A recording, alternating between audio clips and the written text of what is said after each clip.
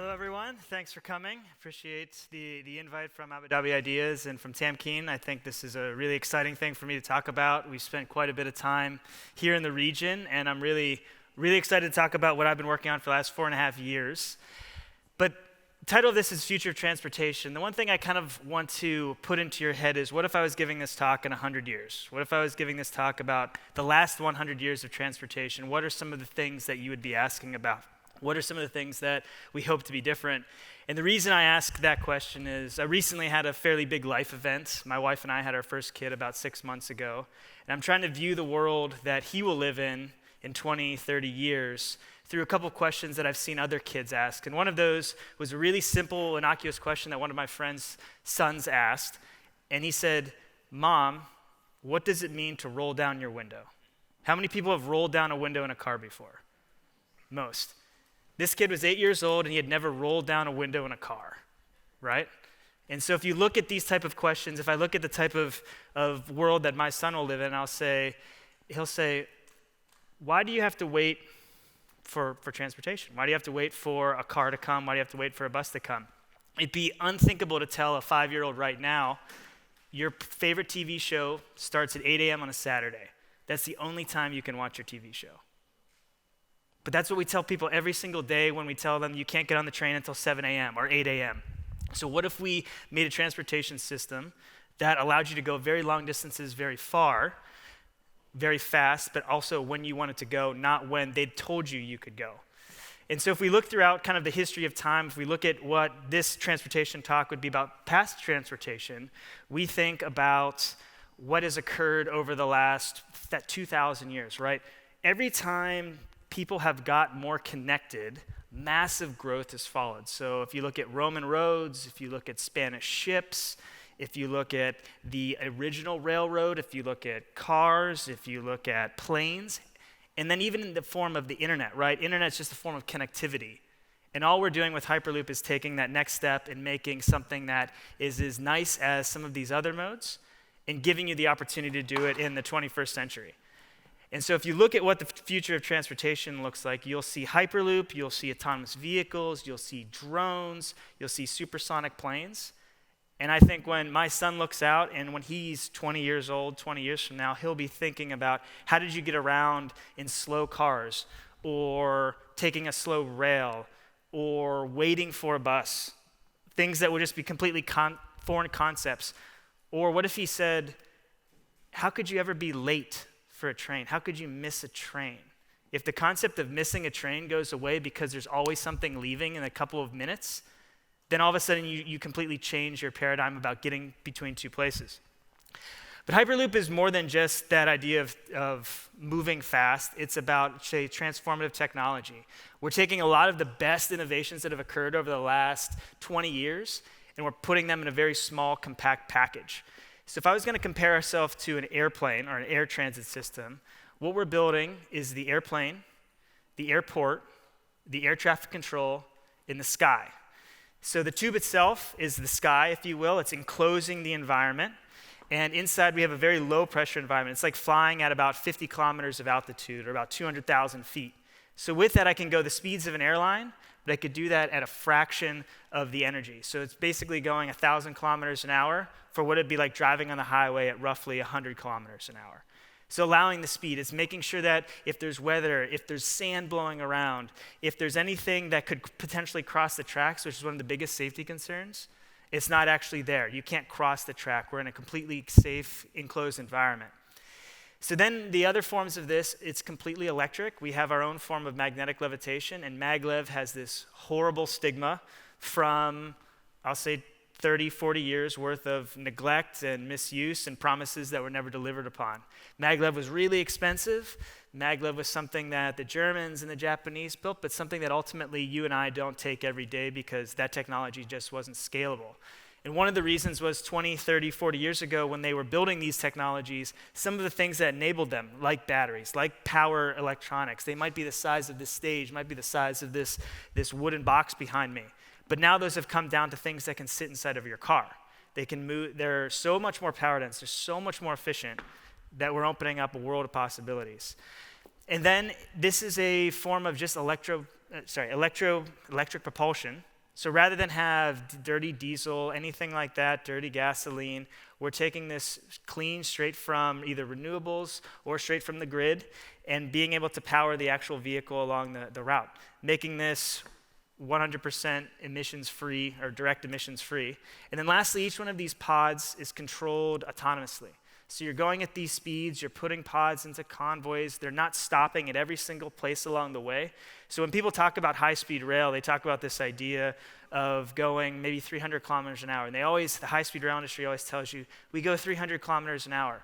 They don't tell you that you have to stop at every single stop along the way, which means their average speed might be 100, maybe 120 kilometers an hour, which isn't all that fast.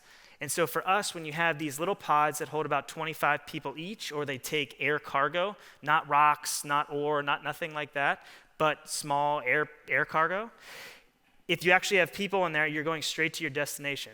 And if I told you this idea that we had a highway, and on that highway, every time a car wanted to get off on the highway, the whole off-ramp, this huge concrete beam, would have to move. You would think that's a completely insane idea. Every time a car wanted to get off or get on, you'd have to move a piece of infrastructure. But that's exactly what rail does, right? Every time a track switches, you have to move something on the track. And so as the vehicles are coming down the track, they have to make sure they can go left or right before they can actually hit that switch. And so what we've done here is have a completely passive track, no moving parts, no fancy equipment, steel, concrete, conventional building materials with normal construction tolerances, nothing that's overly cumbersome to actually install. And that's the system that we've built. So vehicles can go where they want to, direct to their destination. They can form different convoys. So maybe the first 3 pods are going to Jeddah, the second 2 are going to Riyadh, and those last 2 just pull off at an exit ramp. Nothing has to move. And you can do that very dynamically, so you always have butts and seats.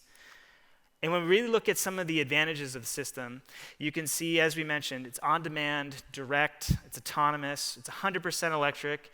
You're not looking for any emissions from this, so areas where it's heavily polluted, like city centers, think downtown London, think Dubai, think Abu Dhabi, that you can get into these city centers without having the emissions problems that are actually there. And as I mentioned before, it's going the speed of an aircraft for roughly the same amount of energy consumption as a truck, going 10 times less. And the other thing that's important, you can see on this picture right here, is it's very, very tight right-of-way. So one of the things that high-speed rail does, it's meant to connect places, but actually in the process of connecting them, they divide the areas around, right? There's a fence, there's a barrier, something that prevents you from crossing the tracks. And what you'll actually see that we have, and this is an example in Missouri in the United States, we can go along a highway corridor. We can use and take up very small amount of real estate, and it can be elevated, it can be underground, either or. But the ability to go on that highway, and because we can take turns like an aircraft, we can bank at about 30 degrees instead of a tilting train, we can fit on these right-of-ways in a much more cost-effective way than high-speed rail can. But the number one question that we do get asked is, how is it safe, right? I'm gonna get in my robot pod inside my vacuum tube and I'm scared. But if we replayed the conversation, if I told you right now you're going to get an aluminum can and you're going to go up to 30,000 feet, so if there's any problem, you're going to fall 30,000 feet before you have any problems, you would think that's just as crazy, if not crazier. And from our standpoint, we're using a lot of the techniques, a lot of the advances that came out from aircraft safety, which is one of the safest modes of transport, and putting that into ours. So a lot of the benefits are there's no at-grade crossings. An at-grade crossing is where a track crosses something where either people or other cars can. It's the number one cause of accidents for rail. It is autonomous, so a lot of human error is really eliminated in that system. As I mentioned, it's an enclosed environment. And one of the huge advantages is there's no moving parts on this vehicle. So let's talk about things that break on an airplane. On my way here, my airplane was delayed for 3 hours because something broke. What broke? A moving part, one of the actuators that moves the flaps. Our vehicle actually has no moving parts. So if you look at maintenance, if you look at wear and tear, it's substantially less. And then additionally, it has nothing that gets hot, right? A gas turbine, a jet engine, an internal combustion engine, they all get hot. That creates wear. Our system is purely electric, has no moving parts, which means that we have far less wear and tear on the track, and the maintenance of the actual system is quite a bit less. And as far as the actual experience goes, it's going to feel quite a bit like an aircraft. So you get on, you'll accelerate like you do on the runway, and then once you're up to speed, you won't feel anything, and it'll be better than an aircraft in the following sense, is that there's no random turbulence. So your coffee, whatever it might be, is not going to tip over because you're not going to experience something that you didn't foresee coming. So one of the things that we first heard about this 4.5 years ago, I was sitting in a garage when we started this, talking to investors, and I'll say the number of times I got laughed out of a room was, I'll say, ego-destroying. And for us, what it really was, we needed to show that this could work. People always assume this is 10, 20, 30, 40 years from now. It's not going to happen in my lifetime type of deal. So we needed to really make sure that we could show the world that not only our team could build it, but this technology that could actually work. And so what we did was, at our facility in Las Vegas, we're based in Los Angeles, where we about have 150 people. We have another office in Dubai, where we have about 15 people working at. We decided to build a prototype. So I'm going to show you a video of what that prototype looks like and kind of talk through the idea of what this was. So as I mentioned, we needed to show that this could work. So outside of Las Vegas in Nevada, we have about a 500-meter long tube. It's about 3.3 meters in diameter, and we began constructing that in November of 2016. By April of 2017, we had finished this. We had built this all, and we began testing. And the goal for this system was to test all those key aspects of the system: magnetic levitation, electric propulsion, the vacuum system, which keeps the low pressure, the control system, as well as making sure that we as a team could operate this whole system very safely. So you can see just some of the construction here. As part of this work, Virgin became an investor in the company. So just like Virgin purchases Boeing aircraft and Airbus aircraft, they're an operator. For us, they would be an operator for our systems both in the US and around the world. And you can see quite a bit of the system here. These are some of the first tests, some of the most exciting things that I've had a chance to work on. We had a very long, arduous testing process here.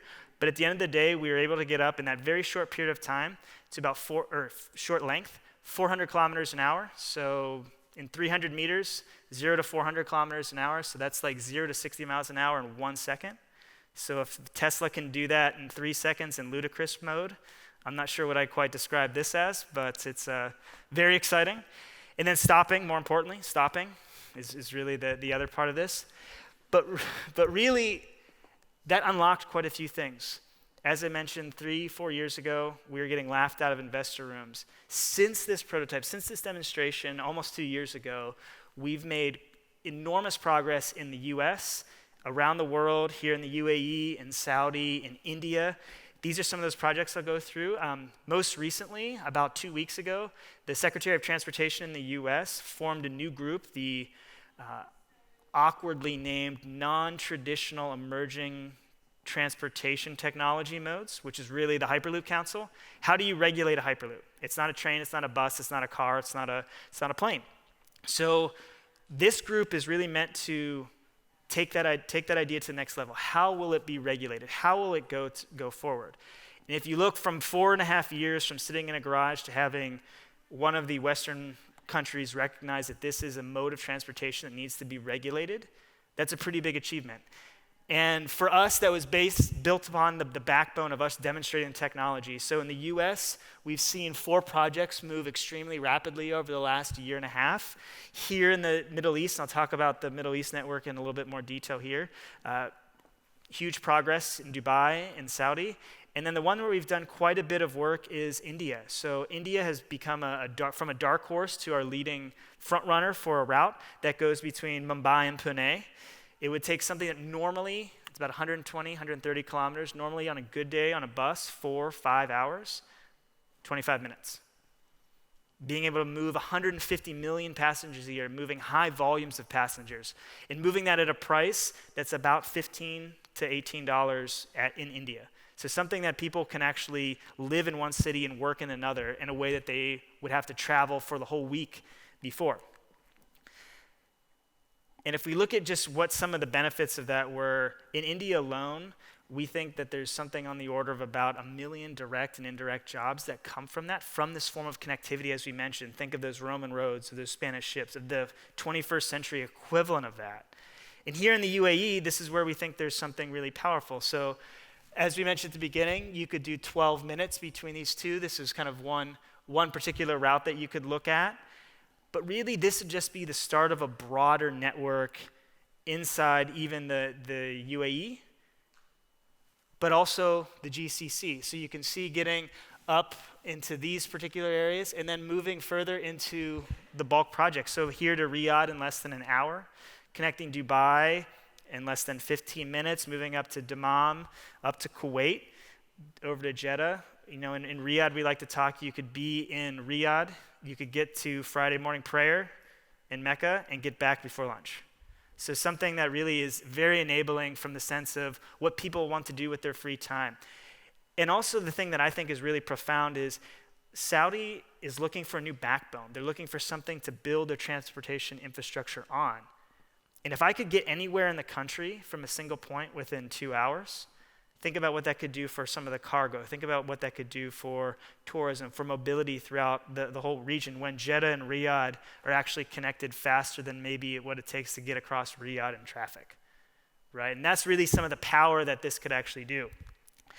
And what we see here in one of the earlier sessions that was in the other group today talked about the ability for this region of the world to have visions more than just a political cycle, more than just 2 years, more than just 4 years.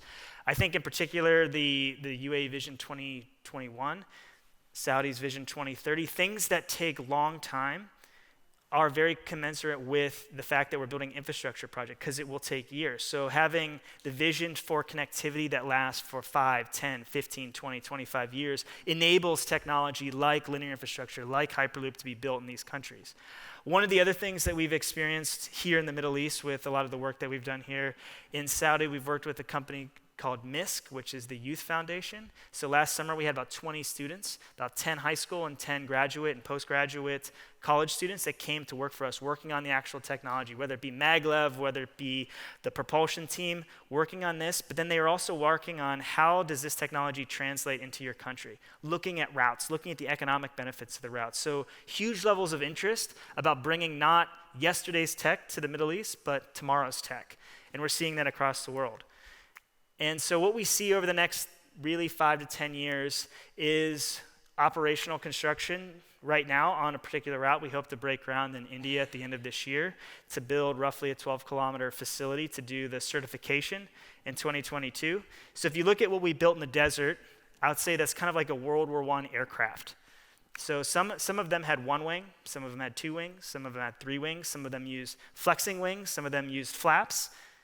And what we're trying to build now is a 737. Maybe not the best analogy right now, maybe an A320, but we're trying to build a commercial aircraft without the benefit of that 50 years because we need to do from a cost standpoint and also from a technology standpoint. It needs to be that safe. We can't have the amount of accidents that the air industry had in that period of time. So that's what this testing and commissioning phase is for, with the safety and regulatory approval in 2023 on that certification track. And then in India, that'll take about 3 or 4 years post that time to build that whole route. So that particular route would start in 2028, but there's some routes here in the UAE, some routes in the US that could actually be a bit shorter, so you could see commercial operations as soon as 2025 or 2026. So it kind of draws me to my natural conclusion here is that I'm an engineer. My wife, my sister, my dad, my mom are all engineers. So my son has no potential options for a future. But the goal of an engineer is to enable human behavior in a way that's sustainable. Let people live their lives the way they want to live. And what do people want to do? They want to connect with each other. They want to experience things with each other. And an engineer's job is to enable that, find innovative ways to do that, and do it in a way that's responsible to the environment and sustainable to the environment. And so Hyperloop, when I look back 100 years from now, if my great-grandson is giving this talk, what will he say? Will he say, I had to wait, or what was waiting, what was being late, what is roll down your window? I mean, you can't do that in Hyperloop, but from our standpoint, we are trying to build that next level of technology here today, and make sure that long after we're gone, this is still around. This is available for the world to, I'll say, enjoy, but more importantly, to leverage, to let them lead the lives that they want to lead naturally. So with that, I'll close. And any questions? I've got about 10 minutes, but happy to answer any questions that anybody has.